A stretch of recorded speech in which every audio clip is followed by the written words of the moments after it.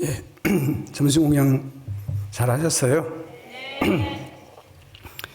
예, 맛이라는 것도 원래 실체가 없다, 뭐 이런 얘기 하죠. 예, 맛있게 드신 마음이 되게 중요한데 맛있으니까 맛있는 거겠죠, 일단은.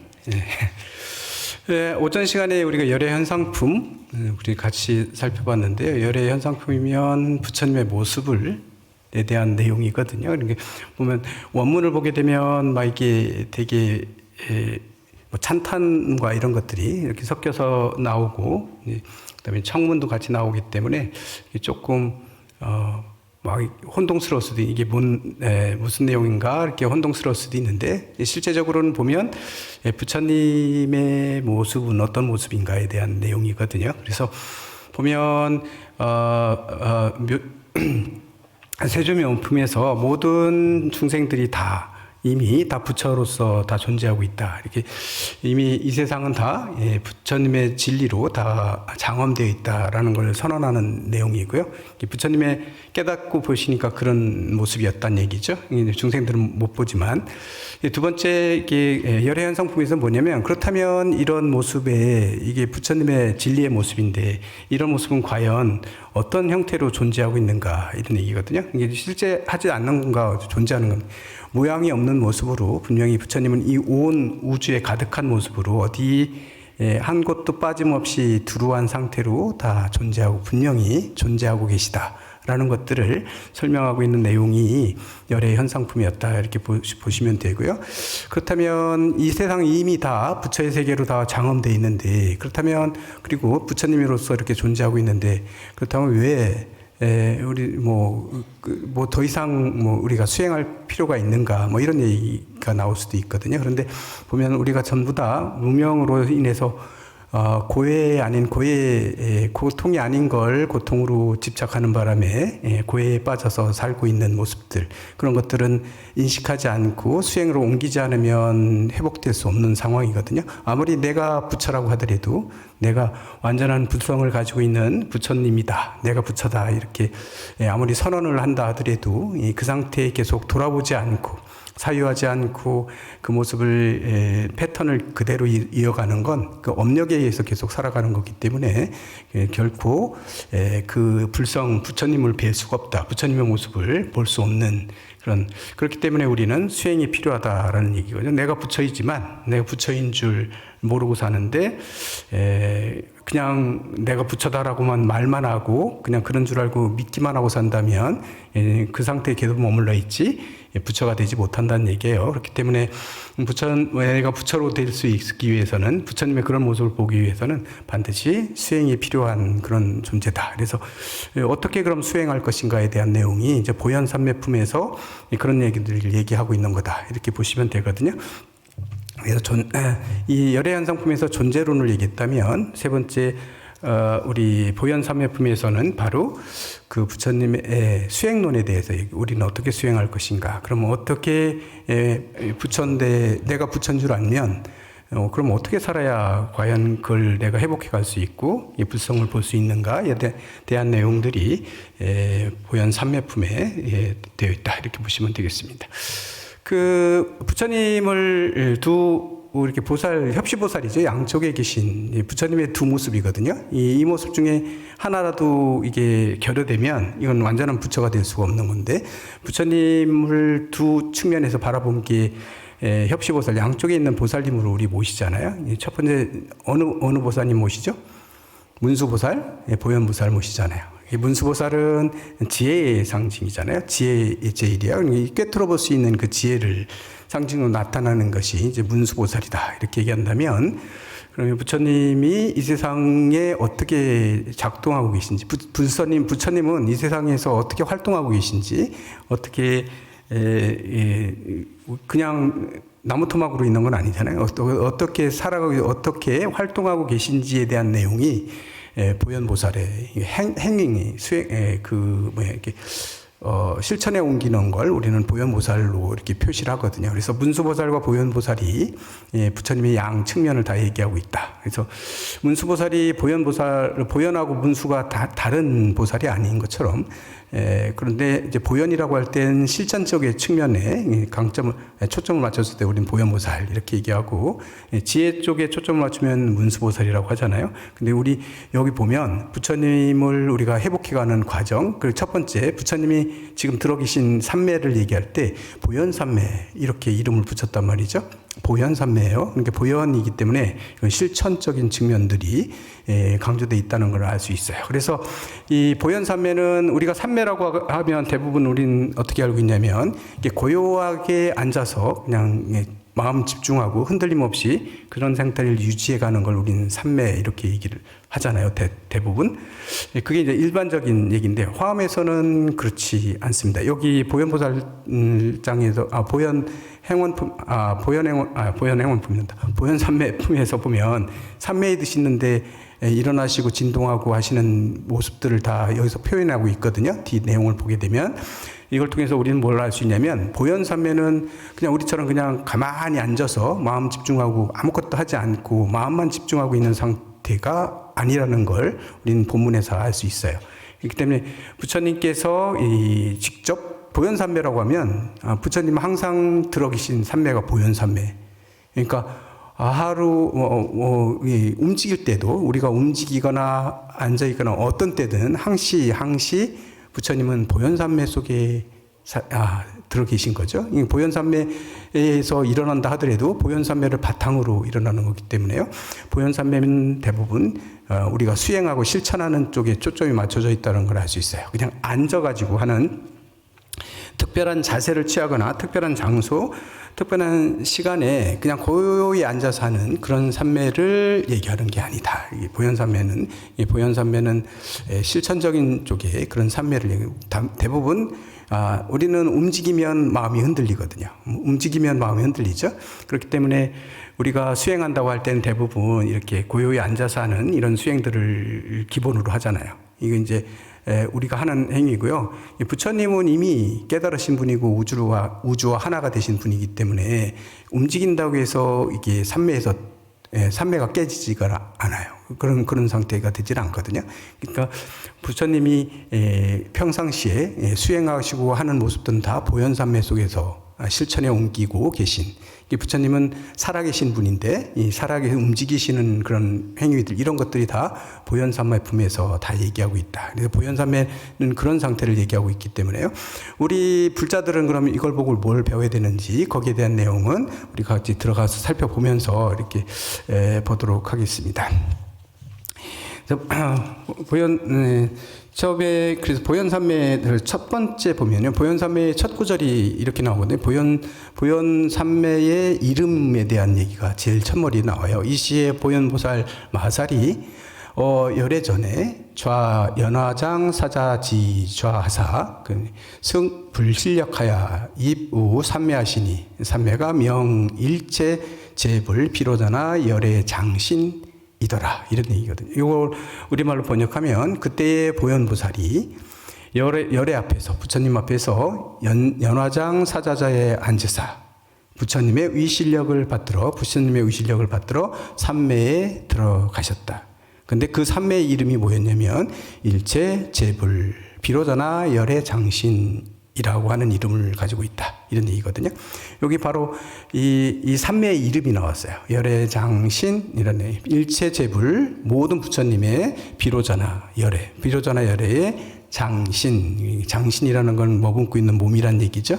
결국은 이 삼매의 이름이 누구냐면 부처님의 몸이에요. 몸을 이름으로 따고 있어요. 그러니까 비로자나 부처님의 몸이 이 삼매의 이름이다, 이렇게 보면 되죠. 그렇기 때문에 사실은 이 삼매는 우리가 생각하는 그런 삼매하고는 다르다, 얘기예요. 부처님은 움직이신다고 해서 삼매가 흐트러지지 않으신다 그랬어요. 그렇기 때문에 부처님은 흔들림 없이 중생들을 위해서 활동하고 있는 그런 모습들을 이 이름으로 가지고 있는 걸 우리가 알 수 있다. 그래서 부처님의 몸을, 완벽한 그 몸을 이 열애장신이라는 이름이 바로 산매, 보현산매의 이름이다. 보현산매 이름이 이렇게 돼 있다는 거예요. 그래서 보현산매는 좀 특별한 산매라는 걸 알 수 있죠. 그래서 보면 이 보현산매가 따로 있는 건 아니다. 이렇게 볼 수 있는데 우주에 가득해 있고 지금도 움직이고 있고 이 보현산매는 계속 활동하고 있는 거예요. 부처님이라는 진리, 부처님이 온 우주에 가득해 계시기 때문에요.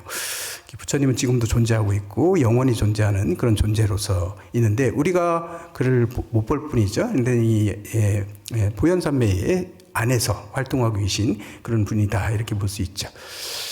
그 다음에 산매에 대한 얘기가 그 뒤에 계속 나오는데요. 그 밑에 하나를 더 보게 되면 일체 부처님의 평등한 성품에 널리 들어가. 일체 부처님의 평등한 성품이에요. 평등한 성품이란 얘기는 중생에 따라서 근기에 따라서 부처님의 그 성품이 다르지 않다는 아까 열의 현상품에서도 얘기한 게 다 거기서도 나오는 내용이지만 보면 불성은 저 밑에 있는 꼬마 아이들이라고 해가지고 부족하고 이러지 않다는 얘기예요. 예를 들어서 앙굴리마라처럼 이렇게 살인을 하고 막 많은 악을 저질렀던 그 상태, 지금 악을 저지르고 있는 상태, 깨달은 상태 말고 그 상태, 죄를 저지르고 있는 상태의 앙굴리마라를 저울 위에다 올려놓고 그 다음에 부처님이 반대편 저울에 앉으시면 둘이 똑같다는 거예요. 이렇게 부처님 쪽으로 기울지 않고 불성의 크기는 똑같다는 얘기거든요. 다 똑같다는 거예요. 모두게 다 수행을 많이 해가지고 높은 단계에 올라간 사람이든 아직 아니든 지금 시작도 안 하는 사람이든 다 똑같은 불성을 가지고 있는 존재들이에요. 이 불성을 바탕으로 존재하고 있는 존재론적으로 그렇다는 얘기죠. 이걸 우리는 평등한 성품이다 이렇게 얘기하는데요. 평등한 성품에 널리 들어가서 능히 법계의 여러 가지 영상을 보인다. 법계에 있는 모든 법계의 여러 가지 영상들을 보인다. 이게 뭐냐면 부처님 불성은 모든 곳에 가득하지만 그 상황에 따라서 여러 모습으로 나타시고 있고 그 상황에 따라서 다른 모습으로 보여주고 있다는 얘기죠. 그렇기 때문에 화엄 얘기할 때 이렇게 부처님 모습은 우리는 대부분 생각하면 그냥 일률적으로 이런 모습이야 라고 고정관념으로 갔잖아요. 이렇지 않으면 부처가 아니야 이렇게. 아니에요. 어떤 때는 악마의 모습도 있고 다 다른 모습으로 가지고 있는 게 불성의 모습인 거죠. 예, 그런 것들 얘기하고 있어요. 그래서 이게 그런데 다 영상을 다 보여주잖아요. 그러니까 모든 걸 다 보여주는 상태. 그 다음 계속해서 봐보면 넓고 크고 걸림없음이 허공과 같아서 어디에 가든 걸림이 없으세요. 부처님은요. 우리는 이 밖을 나가는데도 걸리잖아요. 문으로 안 나가면 문을 열지 않으면 못 나가요. 그렇지만 부처님의 불성이 그 자리에서 보면 이런 거 걸림이 없다는 거예요. 오고 가는데 걸림이 없어요. 뭐 우주, 미국 여기 왔다 갔다 하는데도 걸림 없이 이렇게 되는 거죠. 이거는 이제 우리가 예로서 이렇게 얘기하고 있는 거지만 실제적으로 그렇다고 봐야 되는 거고 이제 그런 상태인데 깨닫고 보면 그런 모습이라는 걸 볼 수 있다는 얘기죠. 근데 마치 허공처럼 그렇게 하고 법계의 바다의 소용돌이에 다 따라 들어간다. 법계의 바다의 소용돌이는요, 이쪽 중생들이 막 여러 소용돌이를 일으키고 있잖아요. 그 중에 어디도 안 들어가는 데가 없으시다 이게. 이게 좀 못된 사람한테는 안 들어가고 착한 사람한테 들어가고 이러지 않는다는 얘기예요. 평등하게. 부처님은 그래서 그 불교는 이제 그런 면에서 조금 저거한데 보면 꼭 불교를 믿었다고 해가지고 뭐 이렇게 더 부처님이 하는 게 아니고 뭐 종교가 다르다 하더라도 바르게 살고 잘 올바르게 살면 이제 그들에게는 복은 똑같이 온다는 얘기잖아요. 그들도 똑같은 불성을 가지고 있는 존재이기 때문에 그래요. 하지만 그래서 그 시대가 바뀌면 이 부처님의 모습도 설명하는 것도 달라질 수밖에 없고 법문도 달라질 수 있는 거고 다 그렇거든요. 그렇기 때문에 우리가 이게 그렇기 때문에 이제 종교 간의 갈등 이런 것들은 이 불교에서는 별로 일어날 수가 없는 그런 것들인데 왜냐하면 또 다른 어떤 모습으로 얼마든지 그 진리가 표현될 수 있는 거거든요. 그리고 시대상에 따라서 다 달라질 수도 있는 거고. 그렇기 때문에 이게 고정되어 있는 게 아니거든요. 부처님 모습도 그렇고. 그냥 어떤 소용도로서든 다 들어간다는 얘기는 무엇이든지 이 세상에 일어나고 있는 모든 일에는 부처님 불성이 미치지 않는 곳이 아무 데도 없다. 우리는 욕이나 지옥에는 안 들어갈 것 같지만 지옥에도 다 미치고 있다는 얘기예요. 지옥이든 천당이든 아니, 극락이든 어디든 다 똑같이 다 미쳐 들어가고 있고 모든 것이 다 부처님 세계가 아닌 곳이 없다. 깨닫고 보면 다 그런데 우리가 자꾸 그걸 구분하고 만들고 이게 터로들을 만들고 있을 뿐이라 이런 얘기 하죠. 부처님께서도 보면 그래서 그 시대 상황에 다 맞추는 경향이 되게 많다 뭐 이렇게 하는데 그 부처님이 부처님 제세시예요. 제세시에 그런 얘기 있죠. 여성 출가를 허락하지 않으셨던 이유, 여성이 출가한다 했을 때 여성 출가를 거부하셨거든요. 안 된다 이렇게 거부하셨는데 그런 이유도 우리가 살펴볼 수 있어요. 그 시대는 그럴 수밖에 없었다. 진리가 아무리 진리하고 상관이 없어도 시대 상황을 따라갈 수밖에 없는 그런 경향들이 있거든요. 예를 들면 그 당시에는 여성 인권이 없었고요.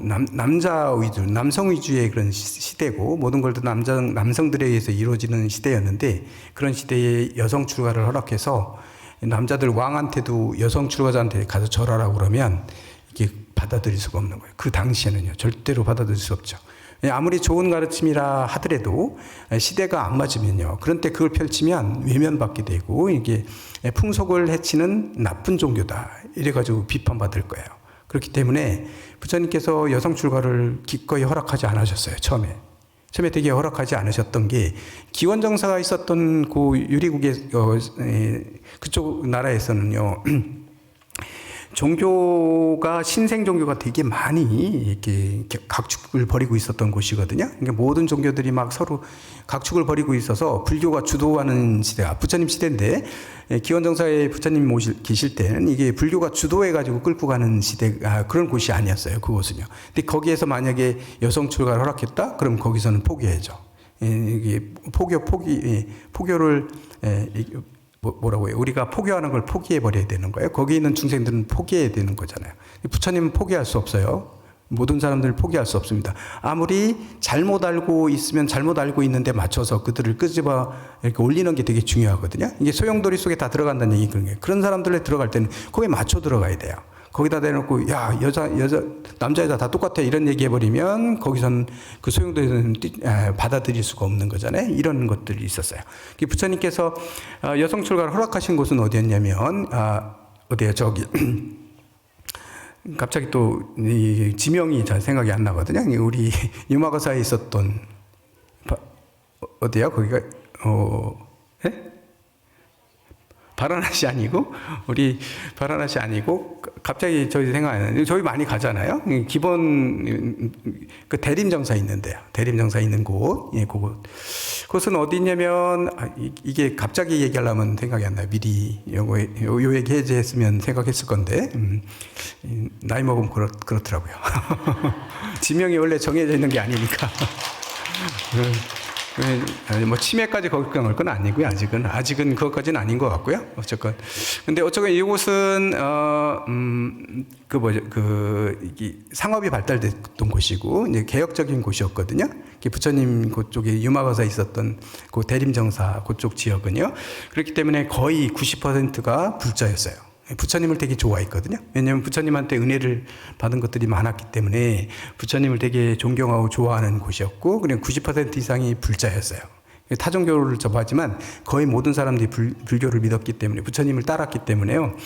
거기서 부처님이 마지막 안거를 아시잖아요. 마지막 안거도 그 대림정사에서 나시고 그 다음에 쿠시나가라로 이제 열반길에 오르실 때도 그쪽에 있던 모든 사람들이 부처님을 따라오죠. 따라오가지고 끝없이 계속 따라오기 때문에 부처님이 강을 건너기 전에 여기서 여기까지면 더 이상 오지 마라 이렇게 돌려보냈던 그런데 울면서 막 부처님 보냈던 그런 곳이거든요. 그래서 이곳에서 부처님이 여성 출가를 허락을 하셨어요. 왜냐면 그때도 안 하려고 했는데 아난한테 마빠자 찾아왔는데 거절하니까 아난이 부처님께 얘기를 하죠. 여성은 성불할 수 없습니까? 물었을 때 부처님 뭐라고 했냐면 성불할 수 있다. 그렇다면 왜 출가를 허락하지 않으시느냐? 출가를 허락해달라 고 안 하니 간청을 하잖아요. 그래서 여성 출가를 거기서 허락하게 되는데 대신 여러 가지 조건들을 달았어요. 지금 보면 지금 시대에는 안 맞는 조건들도 되게 많죠. 그래가지고 부처님이 이렇게 여자를 차별했을 수가 없어. 그래가지고 이 법은 다 가짜일 거야 이렇게 얘기하는데 그건 아니에요. 왜냐면 그 시대를 우리가 읽어야 돼요. 시대. 지금 똑같이 적용하자는 얘기는 아니고 시대가 바뀌었기 때문에 그죠?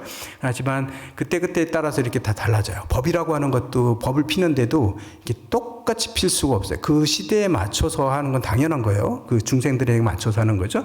그래서 법계바다의 모든 소용돌이 이렇게 소용돌이 막 치고 있는데 거기에 맞춰 들어가 줘야죠. 다 들어가서 그들을 제도하기 위해서는 그들 안에 들어가야 되는 거예요. 악마들을 그 강도나 이런 사람들을 제도하기 위해서는 그 안에 들어가야 되는 거고, 맞죠? 호랑이를 잡기도 호랑이 굴에 들어가야 되는 것처럼 그런 것들 다 평등하게 부처님은 다 들어가신다는 거야. 전부 다 들어가신다. 뭐 이런 얘기를 지금 하고 있죠. 그렇게 광대하게 다 들어가시고 계시다. 그 다음 보면요. 일체 모든 삼매의 법을 출생하고 널리 시방 법계를 감싸서 거두어드린다. 모든 법계를 다 거두어드리는 이런 힘들을 발휘한다는 거예요. 이 부처님께서. 여기 이제 삼매를, 지금 이 삼매의 특징에 대해서 지금 얘기하고 있는데요. 뭐 하나도 빠뜨리짐 없이 온 우주에 있는 모든 존재들을 다 끌어안아드린다. 그런 삼매다. 이 삼매는 거부하는 게 없고 모든 걸 다 받아들인 거예요. 우리는 뭐 하면서도 쟤는 타종교니까 너는 빠지고 뭐 이렇게 이런 건 부처님은 그렇게 하시지 않으신다는 거예요. 그렇다고 해가지고 우리만 손해보란 얘기는 아니고요. 보면 불자들이 많이 손해를 보는 경향이 있다 뭐 이랬는데 뭐 그게 손해인가요? 어떻게 보면 그런 거 가지고 손해라고 할 수 있는 건 아니겠죠.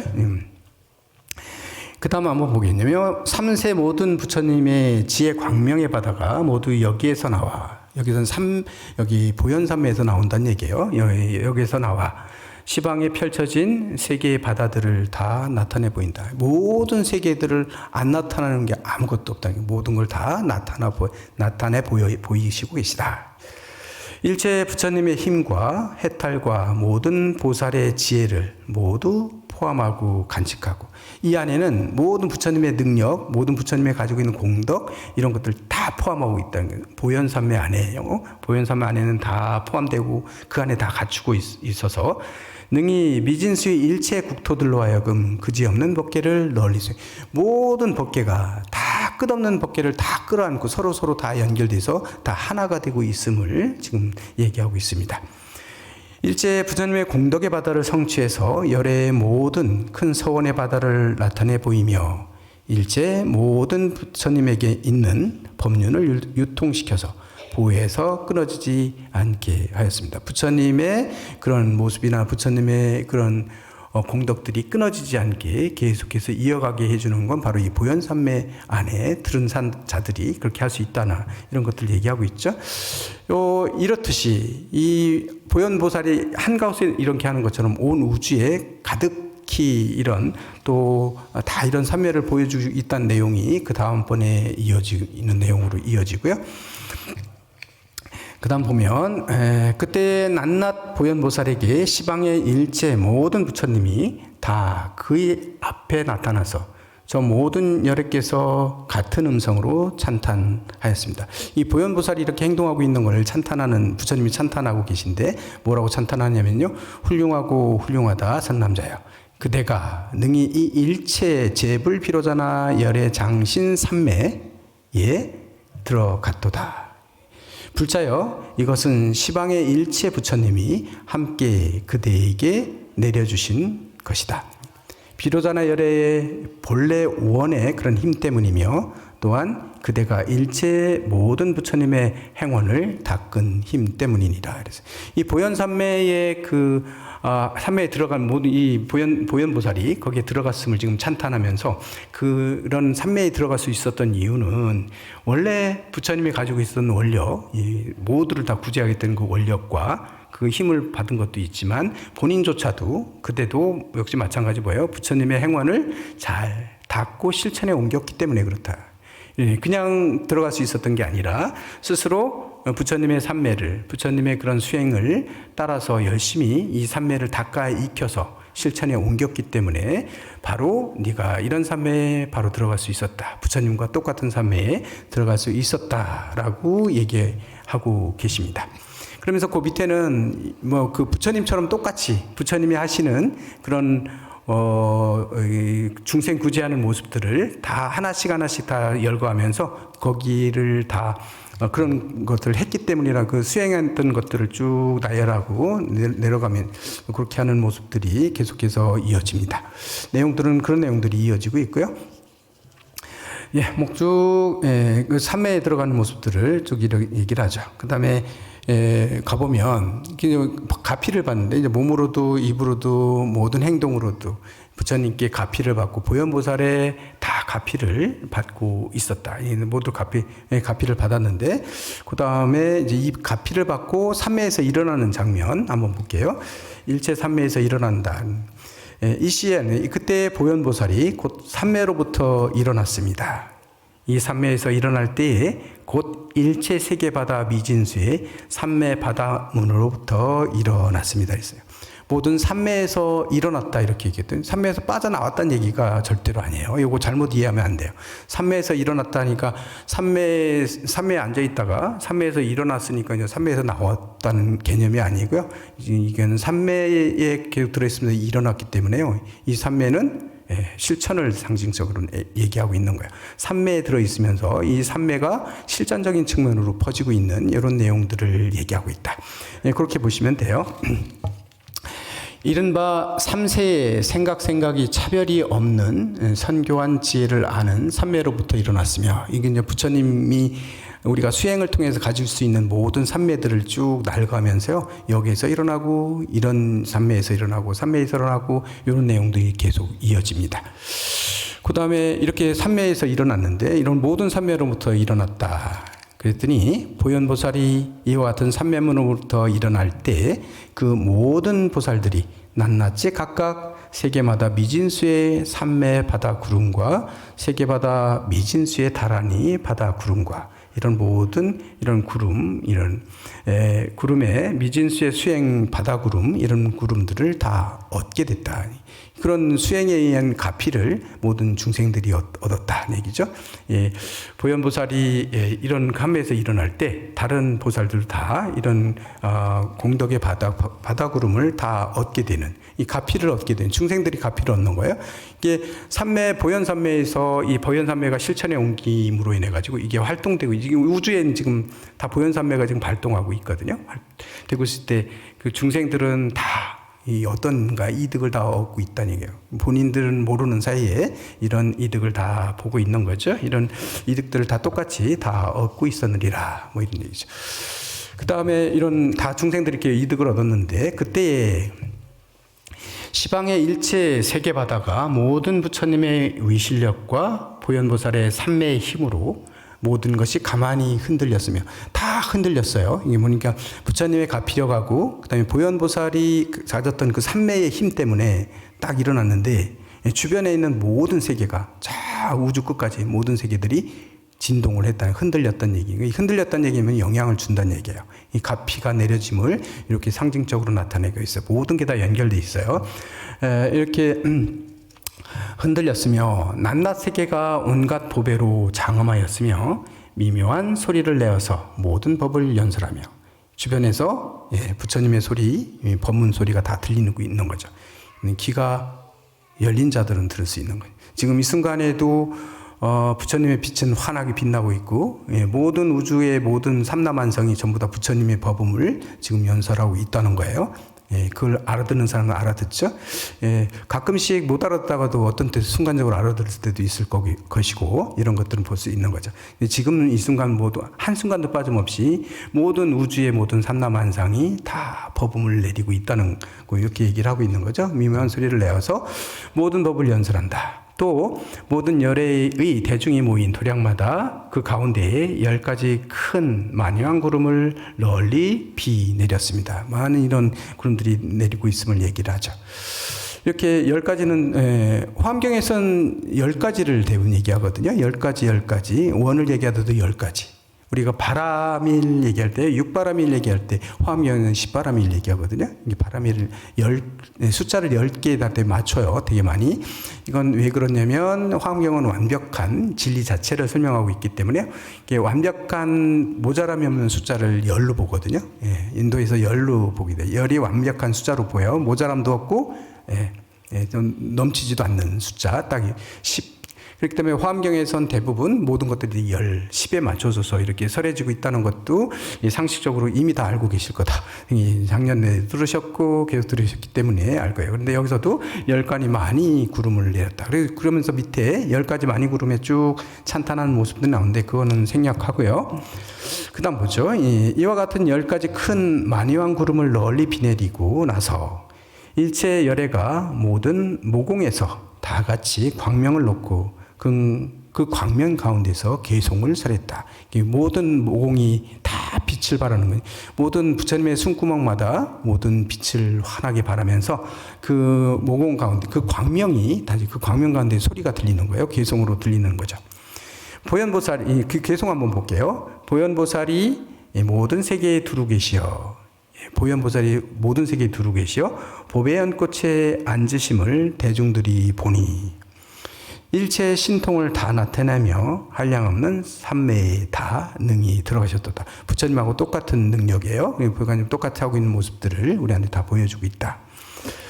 예, 그 다음에 그 다음 개송을 보면 보현보살이 항상 가지가지 몸으로 법계에 두루 흘러 모두 충만하여 삼매와 신통과 방편과 힘을 원음으로 널리 설하여 걸림이 없도다. 이 설하는데 아무런 걸림이 없이 모든 중생에게 다 전달되고 있도다. 일체 세계의 모든 부처님 처소에 가지가지 삼매로 신통을 나타내니 낱낱 신통이 다 두루해서 시방국토에 빠진 곳이 없도다. 어느 곳이든 빠져있는 곳이 없이 다 두루있다. 이러니. 사실은 이 보현보살의 이름으로 이렇게 얘기하자면 뒤에 가보면 보현보살이 한두 명이 아니고 한 명이 아니고 모두가 다 보현보살이 되고 뭐 이런 내용이 나오거든요. 사실은 우리 이 경전에서 지금 앞에서 부처님의 존재론을 얘기했다면 이 보현보살은 사실은 보현보살의 이름을 빌려가지고 지금 얘기를 하고 있지만 부처님께서 하고 계신 동작들, 행위들, 그 다음에 그 작동하고 있는 모습, 부성이 지금 살아서 움직이고 있는 모습들을 보현삼매, 보현보살의 이름을 빌어서 지금 설명해내고 있는 거다. 그렇기 때문에 보현보살 개인 한 사람이 하고 있는 게 아니라요. 모든 것들. 우주에 가득하고 어느 곳인지 빠짐없이 다 들어갈 수 있도다 하는 것들이 바로 이제 그런 것들을 얘기하고 있다. 이렇게 볼 수 있죠. 그 다음에 쭉 내려가서 다시 더가 하는 보현보살 나온 곳을 한번 또 볼게요. 보현보살이 일체 세계에 안주하니 보현보살이 온 세계에 다 안주하고 계시다는 얘기예요. 이게 한 사람이 이렇게 있는 게 아니라 부처님도 상이 없으니까 온 세계에 다 두루하실 수 있는 거거든요. 보현보살도 마찬가지예요. 온 일체 세계에 안주하고 계시니 나타난 신통이 훌륭하여 비교할 데 없고, 나타난 신통은 부처님의 비길 바가 아니기 때문에 부처님하고 똑같으신 거기 때문에 비길 데가 없어요. 똑같아요. 시방세계에 두루 다 진동하여 시방세계에 다 영향을 미치고 있어요. 우리는 모르는 사이에 다 영향을 받고 있는 거예요. 영향을 하고 있어서 보는 이로 하여금 다 보게 하도다. 이게 보는 사람들 하여금 그걸 느낄 수 있게 해주고 언젠가는 볼 수 있게 그렇게 해주고 계시는도다. 이렇게 얘기를 하고 있죠.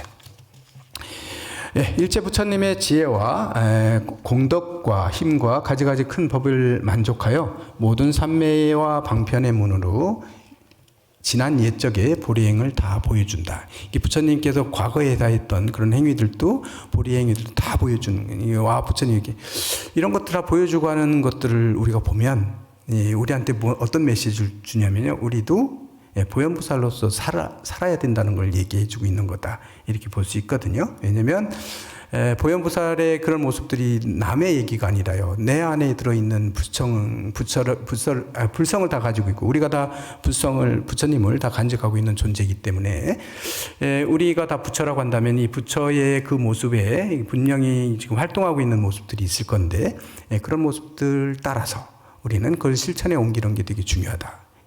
이걸 실천에 다 옮겨주는 게 중요해요. 완벽하게 내가 보현보살의 보현행을 다 모른다 하더라도 보현행을 실천에 옮기는 게 지름길이라는 걸 얘기할 수 있어요. 사실은 보현보살의 보현삼매에서 보현행은 부처님하고 똑같은 그런 행위들을 지금 여기 묘사하고 있거든요. 전부 다 이렇게 묘사하고 나니까 우리가 봤을 때는 좀 환타지처럼 보이지만 이런 모습은 실제로 그런 모습이 있다는 거고 그 모습이네. 그런데 우리는 아직은 아니다.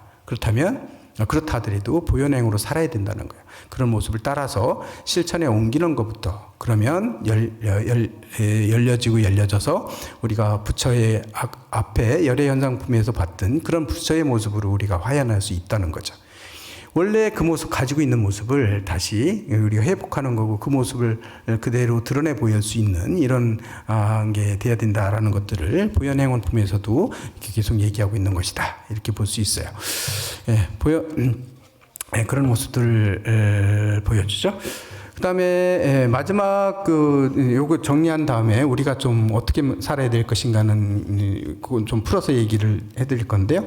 요 개송에서 마지막 정도 뒤쪽으로 가면요, 그 이제 마지막 쪽인데 개송으로서 이제 법을 청하는 부분이 나오거든요. 한번 볼게요. 그때 일체 보살 대중들이 다 보현보살을 향하여 합장하고 이 보현보살의 이런 모습들을 찬탄하는 그런 모습들을 보여주셨기 때문에 이 모습을 보고 그 자리에 모여있던 모든 보살들이 다 보현보살을 향하여 합장하고 우러러보면서 부처님의 의실력을 받들어 같은 음성으로 찬탄하였다. 이거 항상 얘기하는데 그냥 내 음성으로 찬탄하는 거 아니에요. 부처님의 의실력을 받들어 찬탄하고 있다라는 것들에 좀 초점을 맞춰야 돼요. 보현보살 보고서 훌륭하시다 그래가 내가 칭찬하는 게 아니라 부처님의 의실력을 받들어서 찬탄하다는 얘기는 뭐냐면 있는 그대로 부처의 눈으로 찬탄해 드린다는 거예요. 이 보현보살의 그 모습을 그대로 찬탄하고 있는 거예요. 나의 감정에 섞여가지고 하는 게 아니고 너무 좋아가지고 막 좋아하는 마음 막 이런 거 아니고 부처님의 의실력을 받들어서 같은 음성으로 다 같이 찬탄하였다. 모든 부처님의 법으로부터 출생하였으며 보현보살은요, 보현삼매는 모든 부처님의 법으로부터 출생했다. 법에서 벗어나는 게 아니에요. 그 법의 하나가 되는 거죠. 하나는 법에서부터 출생하였으며 또한 열의 원력을 인하여 일어남이라. 부처님하고 다른 게 아니라는 얘기예요. 부처님의 원력하고 다 연결돼서 그런 마음에서 역시 이 삼매가 나온 것이고 이럴 때 삼매 활동이 일어남이라. 진여의 평등한 허공창고에 진여는 평등한 모두에게 평등하다 했어요. 모자라고 잘났고 이런 거 없어요. 뭐 공부를 많이 한 사람 아직 공부 못한 사람 상관없이 모두에게 다 평등한 창고에 그대가 이미 이 법신을 청정하게 장엄하였네. 그래서 그대가 이미 이 법신 부처님의 법신을 그대로 그 모습 그대로 청정하게 장엄했도다. 청정을 장엄했다는 얘기는 뭐냐면 내도 똑같이 돼서 부처님의 빛을 더해드리고 있음을 우린 장엄이라고 얘기를 하죠. 우리가 부처님 불단을 장엄한다고 얘기할 때 어떻게 장엄해요? 막 꽃으로 장엄하고 막 이러잖아요. 이게 가장 좋은 것으로 막 장엄을 하잖아요. 이런 것처럼 부처님을 장엄하는 거 사실은 제일 화려하고 제일 좋은 장엄하는 거는 뭐냐면 내가 부처님과 똑같아져서 부처님의 빛을 발할 수 있는 그 빛을 더할 때 부처님 곁에 있으면 같이 더할 때 이게 진정한 장엄이거든요. 이게 우리가 불보살을 장엄한다. 이렇게 나는 내가 불보살을 장엄하는 삶을 살아야 되죠. 이게 부처님 곁에 갔더니 부처님 법이 뭐 안 좋게 보이면 이거는 장엄하는 게 아니라 더럽히는 거잖아요. 이게 부처님을 장엄한다 할 때는 그런 의미가 갖는다. 그래서 청정하게 장엄하였다. 이게는 본인이 청정해졌다는 얘기예요. 그래서 부처님하고 동등해졌다. 이러니. 일체 부처님 세계의 대중 가운데 보현보살이 그곳에 두루 머물며 모든 부처님 세계의 대중 가운데 보현보살이 두루 머물고 있다. 보현보살이 두루 머문다는 얘기는 부처님 계신 곳에는 보현삼매 보현행이 없는 것이 없기 때문에 그래요. 이게 없으면 부처님이 아닌 거죠. 두루 머물며 공덕과 지혜 바다 광명으로 시방을 고루 비춰 다 보게 하도다. 모두 다 이를 보게 하도다. 그 다음 불자여 항상 우리들은 그대를 보나니 모든 열의 처소를 다 친근하고 삼매의 실다운 경계에 머물기를 일체 국토에 미진겁도록 하도다. 이 세상이 끝나는 게 아니라 그냥 끝없이 그렇게 하도다. 불자가 능히 보변신으로 시방의 모든 국토에 다 나아가서 중생들의 큰 바다를 모두 제도하여 법계의 작은 티끌마다 다 들어가도다. 이게 우리의 실천도 마찬가지라는 거예요. 보현보살처럼 보현산매에서 이루어지는 것처럼 모든 세계에 다 들어가서 실천에 옮기는 게 되게 중요하다. 이런 것들 얘기하죠. 쭉 내려서의 마지막 기송 한번 볼게요. 중생을 제도하기 위해 겁의 바다에서 보현보살의 훌륭한 행을 모두 닦아 일제법을 연 사람이 큰 구름 같아서 그 소리 넓고 커서 두루 들리도다. 이게 온 우주에 다 이 소리가 들릴 수 있게끔 해줘야 된다. 부처님의 우리가 그 오분향내 예불 할 때 있잖아요. 계향, 정향, 해향, 해탈향, 해탈, 직연향 할 때 있잖아요. 이 향이라고 하는 것도 내 몸에서 진짜 나는 향이 있겠지만 그것보다도 더 향기로운 건 뭐예요? 그 사람한테 풍겨나는 인품이거든요. 계를 지킴으로 인해 가지고 계를 청정하게 지킴으로 인해서 그 사람에서 풍겨나오는 그런 분위기 있잖아요. 그 에너지 이런 분위기들 이게 계향. 그다음에 청정 정향이라고 뭐예요? 이게 고요하게 내 마음을 가라앉히는 이런 공부, 자기 마음을 흔들림 없이 고요하게 하는 유지하고 있는 이런 공부들을 쭉 하다 보면 그 사람한테 느껴지는 그런 분위기라는 게 있잖아요. 에너지 이런 것들. 이걸 향으로 표현해가지고 정향 이렇게 얘기하는 거죠. 지혜 있는 사람들은 또 행동하는 게 다르죠. 지혜 있는 사람, 지혜 없는 사람들은 벌써 막 느껴지는 게 달라지잖아요. 이거 계향, 정향, 해향 이런 얘기, 해탈향, 해탈, 직연향 나올 때처럼 그런 향기가 그렇게 나오는 것처럼요. 부처님의 설도 마찬가지예요. 이게 말로만 설하는 건 설이라고 얘기할 수 있는 게 아니라 이렇게 몸으로써 느껴지고 보여지고 하는 것들도 다 이렇게 우리한테 설법해 주시는 법이다. 이렇게 볼 수 있죠. 이렇게 모든 것들 다. 그래서 항상 불교에서 얘기할 때는 뭐예요? 부처님의 법이 조보한 게 보면 이게 딱 정해져 있는 게 없어요. 실체가 없어요. 실체가 없기 때문에 그때그때 달라져야 되고 달라요. 근데 우리는 조금 처음에 섣불리 공부할 때는 보면 섣불리 처음에 공부 시작할 때는 고정화하려고 요거 막 고정화 시키려고 하잖아요. 그런 과정도 물론 필요하긴 한데 그랬더니 공부를 더 하시다 보면 그 고정이 무너져야 되는 거예요. 그게 고정이라는 것이 실제로 그런 고정이냐? 그건 아니다. 그런 것들이 그래서 자꾸 열려지는 거죠. 그래서 수행을 많이 하고 부처님 수행 많이 한다기보다는 부처님 법을 많이 듣고 공부하다 보면 이게 시야가 자꾸 열려지는 거예요. 마인드가 자꾸 열려지는 거예요. 좁아지지 않고요. 그동안에 인정 안 했던 그런 종교나 이런 종교까지도 다 끌어안을 수 있는 마음들이 만들어지거든요. 그런 것들이 만들어지는 게 이제 바로 이제 이게 우리가 그런 걸 통해서 볼 수 있는 게 이게 보현보살이 보현산매가 계속 그렇게 유지되고 있음을 우리들은 파악해야 되고 자꾸 보려고 하고 그렇게 살아가려고 노력해야 된다 이런 얘기를 하고요. 마지막으로 이게 보현산매품 마지막에 나오는 것을 보게 되면 국토는 어떻게 성립돼? 부처님께 여쭙는 내용으로 다시 나오는데요. 국토는 어떻게 성립되었으며, 부처님의 국토는 어떻게 성립되었으며, 모든 부처님은 어떻게 출현하며, 그리고 일체 대중바다를 원컨대 그 뜻을 따라서 여실히 설하여 주소서. 이 보현산매에 의해 가지고 나오는 이런 것들을 여기 이곳에 한량 없는 대중바다가 모두 다 어른님 앞에 공경이 머무나니 그들을 위하여 청정한 묘법문을 굴리시어 일체 모든 부처님이 다 따라 기뻐하게 하소서. 모든 부처님이 다 기뻐하게 해달라 이런 얘기들 하고 있거든요. 그러면 이 보현행하고 그럼 이런 걸 통해서 우리는 좀 어떻게 하루 사는데 어떻게 살아가는 게 되게 중요한가 이런 게 저희는 그거 하거든요. 요즘에 우리 부처님 내가 부처라는 거 믿으시나요? 네. 본인이 진짜 부처세요? 네. 자신 있이 내가 부처다. 오늘 행동하는 것도 내가 부처처럼 사셨어요? 그러니까 항상 보면 이게 불성이 우리한테 다 있는 존재라 사실은 이걸 믿는 게 대승이거든요. 불성을 가지고 있는 존재다. 나는 완벽한 부처다라는 걸 믿어야 돼요. 근데 지금 내가 하고 있는 행동들이 그 부처란 얘기는 아니에요. 내 업에 의해서 그렇게 되는 거죠. 하지만 내 안에 분명히 있어요. 그걸 얘기해 주고 있는 거거든요. 요기에 대한 믿음들이 부족하기 때문에 뭐 우리 여기 불교대학 교양불교대 불교대학에서 많이 보시겠지만 대승기신론 다 보셨을 거단 말이죠. 이 대승기신론이 바로 그런 내용들이거든요. 내가 지금 중생인데 근데 내 부처래. 근데 진짜 난 완벽한 부처긴 부처인데 지금 중생으로 살고 있잖아요. 요거에 대한 설명. 이게 어긋나는 게, 이게 모순되는 것 같지만 이게 모순이 아니야.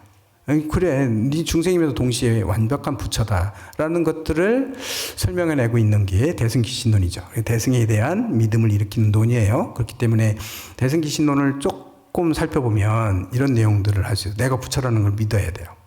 내가 부처인데 믿었는데 내가 부처인데 부처로 못 살아요. 이런 것들은 반성해야 되는 거죠. 그래서 저희는 아침에 새벽 예불 할 때 저희 항상 그런 생각하라고 얘기하는데 뭐냐면 아침 예불 할 때 아침 예불 하면서 내가 부처지 이런 걸 다시 한번 내 부처의 마음을 내가 들여다보는 거죠. 보고 내 부처의 어떤 마음이 부처인가. 중생의 마음들 누구 미워하고 싫어하고 이런 마음들은 다 이거는 중생의 업에 의해서 나오는 마음이지 부처님의 마음이 아니잖아요. 내 안에 있는 부처님의 마음이 아니거든요. 그럼 나는 오늘 하루 아침에 일어나시면 오늘 하루 나는 부처로 한번 살아봐야 돼. 내가 부처야. 그럼 몇 %나 내가 부처로 살 수 있을까? 내가 부처로 살기 위해서 노력해야 되겠다. 근데 부처가 어떻게 사는 건지 모르잖아요. 그냥 내 욕심을 좀 버리고 내 이기적인 마음에서 행동하고 있는 것들은 부처는 이기적이지 않을 거니까 부처님이라고 하면 그런 것들이 보이면 그런 것들 내려놓는 이런 게 이제 일단은 부처님을 따라가는 행위라고 얘기할 수 있거든요. 그래서 그렇게 나의 그런 오늘 부처인데 내가 오늘은 얼마만큼의 부처로 살아야 돼. 내가 부처인 줄 알면 부처님 그 부처에 부끄럽지 않게 내 내면에 있는 부처님에 따라서 오늘 하루를 좀 잘 살아보자 이렇게. 그다음에 이제 중간에 살 때는 중간에 이제 일이 있으면 그런 것도 좀 바라보고 그다음에 저녁 예불 할 때는 그거 한번 돌아보는 거죠. 우리는 매일 아침 예불하고 저녁 예불 하니까 저녁 예불 할 때는 내가 과연 얼마만큼 부처로 살았나. 오늘 하루를 돌아보게 되면 옆에 있는 사람은 내가 되게 미워하고 있네 지금. 오늘 뭔 일이 있어가지고 봤더니 저거 마음에 안 들어가지고 내가 지금도 미워하는 마음이 지금 존재하고 있어요. 이런 게 있으면 내가 부처인데 오늘 또 내 입장에서 또 그 사람이 잘했다는 건 아니에요. 잘하든 잘못했든 거기에 문제 있는 게 아닌데 부처 그런 마음들을 한번 되돌아봐서 그럼 부처님이라면 이럴 때 저 사람은 어떻게 했을까? 그래서 미워하는 마음은 좀 사라져요. 그 사람이 잘했다는 게 아니라 저런 거 이렇게 고쳤으면 좋겠다. 아니면 나는 저랬을 때 그렇게 행동하면 안 되겠다라는 것도 볼 수 있는 거잖아요. 이런 것들을 자꾸 반복해야 돼요. 내가 부처라는 걸 잊어버리면 안 돼요. 항상. 뭔 일이 있을 때마다 내가 바로 부처다. 나는 완벽한 부처인데 그렇지 못하게 살고 있더니 자꾸 이렇게 조금씩 이렇게 하는 삶들 있잖아요. 이 삶이 이렇게 바꿔가는 삶이거든요. 이런 삶이 반복되고 바뀌어갈 때 내 삶이 바뀌고 어저께까지는 불행했던 게 오늘은 행복해질 수 있는 거고요. 그리고 어제는 별거 아닌 거 어제까지 그렇게 힘들었는데 오늘 바빴더니 별것도 아닌 거 가지고 그랬네. 뭐 이런 것들이 차츰 되면 이제 그게 세월이 흐르고 그렇게 공부가 익어지면 세상 유유자적하게 사실 수 있는 거죠. 누가 와서 나를 때려도 화 안 내요. 화 안 내면 그렇다고 맞으라는 얘기는 아니고 때리면 피해야죠. 그거 맞고 있으면 바보죠. 그렇다고 같이 때릴 수는 없는 거고. 근데 그거 아니면 그런 것들 인식을 하는데 그게 괴로움이 안 돼요. 누가 와서 나한테 말로 가끔씩 보면 그런 얘기들 하시거든요. 내식으로 보기 때문에 막 그런 경향들이 있는데요. 지난번에 어느 보살님들 하다 보니까 그 얘기 하더라고. 그러니까 절집에서 이렇게 오고 있는데 도반처럼 난 걔는 도저히 용서가 안 돼요. 세월이 가면 갈수록 더 미워지고 스님 막 용서하고 걔 이렇게 좋게 봐주라는데 도저히 안 봐진다고. 갈수록 더 미워진다 얘기. 갈수록 더 그런 마음 들려요. 이제 포기했어요. 이제 미워하는 거 나 그냥 미워하기로 했어요. 이러니 그러시더라고요. 근데 그게 왜 자꾸 그랬냐면 이게 좀 깊이 이렇게 좀 바라보는 게 있어야 되니 그렇지 못하고 바쁘게 살다 보니까 그런 경향이 있는데 절에 와서 이제 부딪히고 이런 것들인데 그래서 그렇다고 항상 사람이 90% 아니 100% 다 나쁜 사람 아까 없다 그랬잖아요. 다 좋은 사람도 없지만 다 나쁜 사람도 없어요. 그렇기 때문에 그 사람, 그런데 어떤 계기가 돼가지고 나쁘게 보잖아요. 이 사람이 쟤는 내 마음에 안 들어. 그래 나쁘게 보면, 그 다음에 그게 계속 작동을 해요. 그 다음에 어떤 일이 있을 때도 그거를 연상으로 해가지고 좋은 거 하면 눈에 안 들어와요. 좋은 일 하면 눈에 안 들어오고 나쁜 것만 계속해서 봐지거든요. 그러다 보니까 가면 갈수록 더 미워지는 거죠. 가면 없으면 밉상이고 이래지는 거예요. 그러면 해결책이 안 나와요. 그 사람의 좋은 점들도 보일 수 있어야 되거든요. 그런데도 좋은 면들이 있을 수 있어요. 그리고 만약에 계속 그 나쁜 짓들을 하는 건 원인이 있어요. 나쁜 행동을 하는 건 원인이 이제 그 사람을 살펴보면 어떤 트라우마가 있다든가 아니면 어떤 사연이 있다든가 아니면 뭐 거기에 대한 옛날에 뭐 안 좋아했어 거기에 대해서는 그런 어떤 알러지 반응을 일으키는 이런 것들이 있을 수도 있고요. 아니면 집안 사정에서 눈치를 너무 보고 살다 보니까 아니면 그러다 보니까 나와서 눈치 없이 막 그렇게 행동하는 경우도 있을 수 있고요. 그 사람한테 문제점들이 있을 수 있잖아요. 그런 것들을 해결해 줄 수 있는 것들도 그게 이제 우리가 할 수 있는 일이겠죠. 그래서 그냥 미워하지만 말고 미운 짓 하고 막 이러더라도 한번 돌아보고 내려놓고 또 한번 다시 좀 왜 저러는지 한번 살펴보는 것도 우리 되게 중요하다 이렇게 볼 수 있죠. 아까 우리가 예불할 때 이게 보현보살의 보현삼매품, 보현삼매로서 부처님의 보현삼매를 닮아서 그걸 실천에 옮기면서 사는 방법, 우리가 실천해낼 수 있는 방법들은 뭐가 있을까? 그래서 아까 얘기했던 우리가 예경제불, 부처님께 예불하는 거요. 이런 것들도 되게 중요해요. 보면 하루 누구를 만났을 때라든가 아니면 뭐 일을 시작할 때라든가 뭐 가족을 또 만나고 이랬을 때, 그런데 그 상대방의 인연 속에 그리고 우리 만남 속에는 지금 부처님과의 그런 성품, 부처님 성품이 다 녹아있다. 그리고 다 부처님의 인연으로 전부 다 연결되어 있다고 바라보고, 이렇게, 그런 마음으로 이렇게 인연을 자꾸 생각해 되죠? 뭐 그런 마음들 좀 생각하고요. 그 다음에 부처님을 우리가 찬탄하는 이런 행위들, 여기서 보면 보현삼매품에서 찬탄 막 하거든요. 이런 찬탄은 어떤 게 모두가 다 부처기 때문에 다른 사람에 대한 찬탄도 있어야 돼요. 다른 찬탄. 그러니까 우리가 항상 뭐가 문제냐면 자꾸 비교하는 게 문제거든요. 자꾸 비교해서 제가 저 뭐하고 능력이 더 낫고 뭐 이런 것들이요. 근데 사람마다 다 자기 품성이 있고 자기 능력이 있기 때문에요. 이게 그 사람이 다 갖추고 있는 그 존재로서 살아가는 건데 그거를 자꾸 비교해 가지고 얘는 좀 아니고 얘는 뭐하고 이렇게 자꾸 하는 경우 있어요. 그런 거. 그리고 보면 저희도 수행자들이지만 수행에서 같이 살고 있지만 보면 이게 능력이 있는 쪽이 있거든요. 되게 잘해. 예를 들면 뭐 밥 짓는 걸 잘한다. 아니면 뭔가를 되게 잘해요. 그러면 그쪽은 타고난 사람은 다른 사람 못하는 걸 이해를 못해요. 자기하고 비교해서 막 못한다고 구박하고 그러니까 죽으려고 그래. 그런 다른 사람은 자기는 그거 할 줄 모르는데 뭐 이런 것들도 안 되거든요. 이제 그런 것들. 그래서 비교하지 말아야 돼요. 그 사람은 그 사람으로 봐줘야 되는데 자꾸 우리는 비교해서 봐요. 비교해서 보는 경향이 되게 많거든요. 우리 뭐 학인 스님들, 저희 뭐 송광사 학인 스님들도 보면 자꾸 잘하는 스님들, 거기에서 이제 불화가 자꾸 생겨요. 열심히 하려고 하는데 능력이 안 되고 이게 잘 못해서 하는데 위에 있는 다른 스님들 볼 때는 얘가 자꾸 요령만 피우고 안 하려고 해서 노력을 안 해서 안 했다고 오해하는 경우에. 근데 요게 이 오해하고 막 이렇게 싸우는 기간이 한 1, 2년, 2학년 정도는 곧 가야 돼요. 한 2년 살아야 그게 겨우 알아요. 3학년 정도 돼야 이제 보이기 시작하거든요. 그러면 냅둬요. 이제 뭐한데. 그럼 원래 또 게을러서 안 하는 거면 또 그런 데도 또 보이거든요. 그럼 그 때문에 미운 마음 안 생기거든요. 이런 것들을 자꾸 비교하는 것들을 좀, 없애야 돼요. 자꾸 비교해서 얘기하는 거, 이런 거, 부처님은 그렇게 안 하시는데. 우린 자꾸 비교해서 보잖아요. 그건 그대로 봐야 되는데. 그럼 남을 깎아내리고 이러는 건 전부 다 이건 잘못된 그런 것들이다. 이렇게 볼 수 있고요. 그리고 도울 수 있는 건 옆에 주변에 있는 도움 줄 수 있는 건 많이 도와드리고 하는 것들도 내가 형편 닿는 만큼 도와주는 거 되게 중요합니다. 그런 것들 해야 되고요. 그리고 내가 항상 누구한테 요구도 먹고 뭔가 하다 보면 일이 잘 안 되고 막 이렇게 사람들한테 지탄을 받고 이런다 그러면 내가 살아가는 패턴을 한번 살펴보셔야 돼요. 내가 어떤 식으로 살아가고 있는지 패턴을 좀 돌아봐야 돼요. 돌아와서 나한테 문제 있는 거 많거든요. 얘들 보면 예전 보면 그런 얘기예요. 막 자기 혼자서 다 왕따 시키는 사람도 있잖아요. 그래놓고 다 나쁜 놈들이래요. 근데 자기가 왕따 되는 거를 이해를 못 해요. 다 다른 사람들이 다 나쁜 놈들이에요. 그래서 내가 다 왕따 시키고 산다고, 나만 그렇게 한다고 얘기하는데, 그럴 때 자기를 돌아봐야 되거든요. 다른 사람을 자꾸 비교하니까 이제 문제가 생겨요. 그래서 본인 자신을 돌아보는 게 되게 중요합니다. 패턴을 바꿔봐야 돼요. 내가 사는 패턴을 한번 바꿔봐야 돼요. 잘 모르면.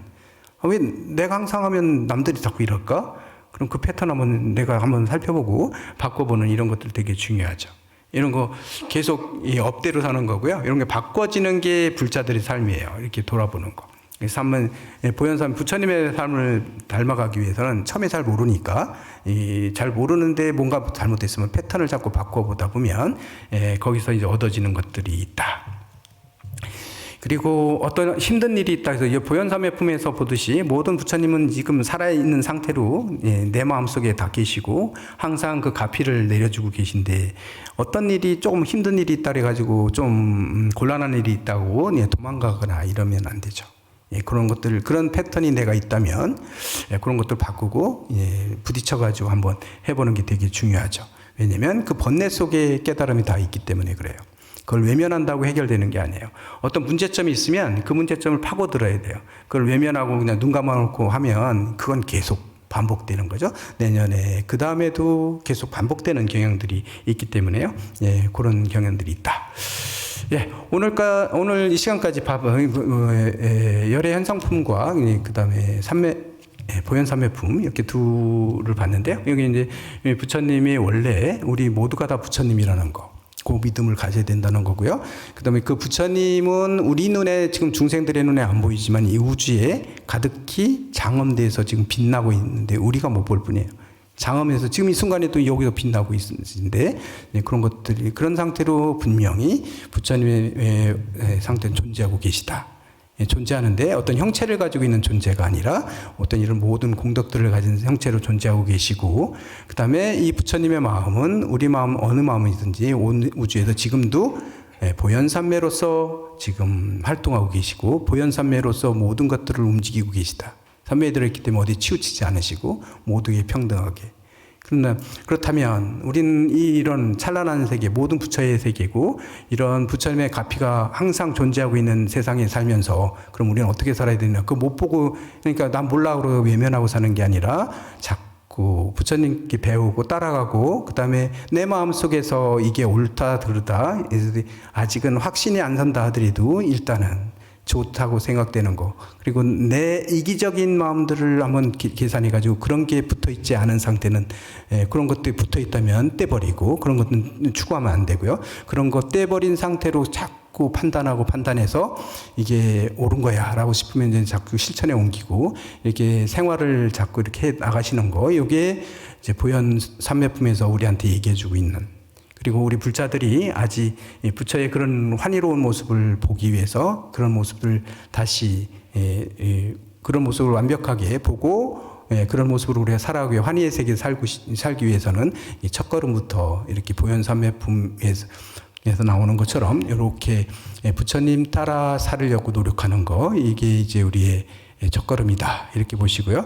이렇게 첫걸음, 부처님의 모습과 부처님의 삼매, 부처님의 작용, 부처님께서 우리의 값이 내려주시는 걸 다 확실하게 믿으신 다음에, 그 다음에 세계 성취품 다음부터 이제 그래서 이어서 그 환희로운 세계들을 어떻게 성취해가는지, 그리고 어떻게 펼쳐지는지를 계속 보시면, 지금 초반이기 때문에, 그죠? 이제 한 달 동안 좋으시겠어요. 일단은 화음의 삼매에 빠져서 이렇게 한번 환희로운 시간들 만드시고요. 좋은 시간 만드셔서 환희로운 부처님들의 생활을 만드시기 바라면서 오늘 여기 끝내겠습니다. 고생하셨습니다.